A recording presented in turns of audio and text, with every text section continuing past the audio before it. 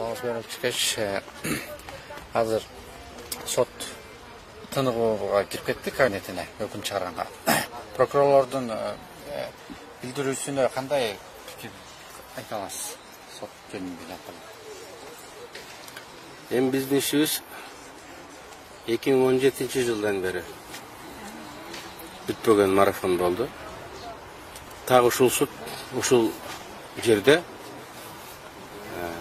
2019 жылдың 1 сентябрынан бері ушул ишти карайт. Бул иштин созулушу ар кандай саясий жагдайлар менен байланышып келди. Мынакей бүгүн прокурорлор айыпты коюудан баш тартышты. Мен үчүн чынын айтсам бул чечим күтүүсүз болду.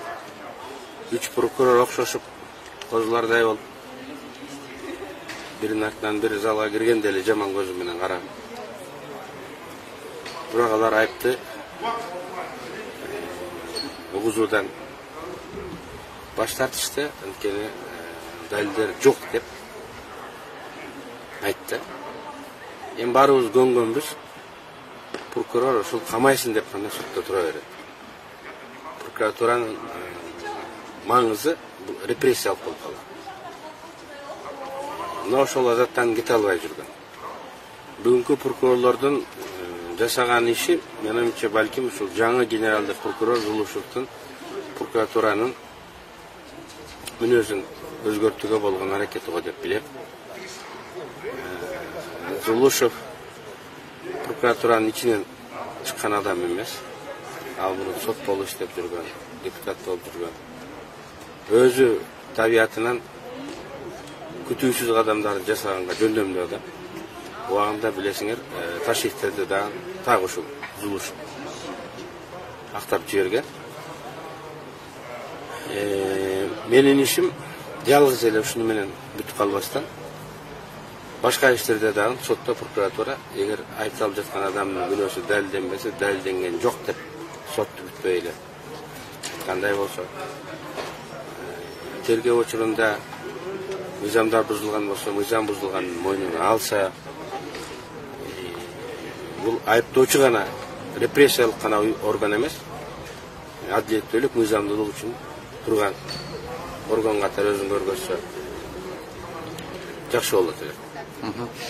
Анан бүгүнкү прокурорлордун билдирүүсү ушундай кадамы негизи эле бийликтин дагы бир кийлигишпегенин же болбосо мамилесин деп түшүнсөк болобу? Мен айттым, менин ишим акыркы 1,5 жылда саясий кырдаалдан улам созулуп келген деп сот ишине кийлигүүчүлөр болгон. Бирок бүгүнкү чечимде бийликтин, тагыраак айтканда, ошол Садыр Жапаровдун кийлигишкен болбош керек. Анткени ал кийлигишкенде иш балким башка жака бүтмөк. Баарыбызга белгилүү, декабрь айында биз Садыр Жапаров менен эл алдында каттуу каймай чыкканбыз. Садыр Жапаров да ушул иш боюнча бирөөлөрдөн уккан сөзүн айтып койгон да.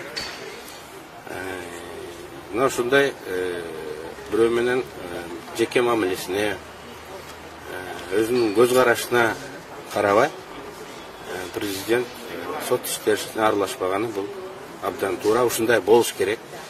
Мен ойлойм, бүгүнкү бийлик менин ишимде эле эмес, башка иштерде дагы ушундай объективдүү, адилеттүү позицияны карманат деп.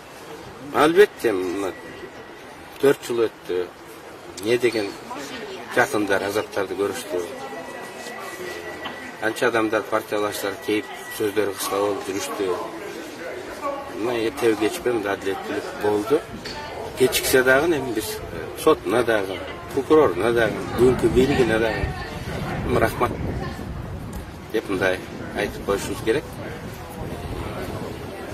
Мындай окуя жомоктогудай болуп, биз менен эле токтоп калбай, ар дайым ушу күнөөсүз адамдар соттон наразы болуп, акталып чыккандай болуш керек. Анан досторго, партиялаштарга,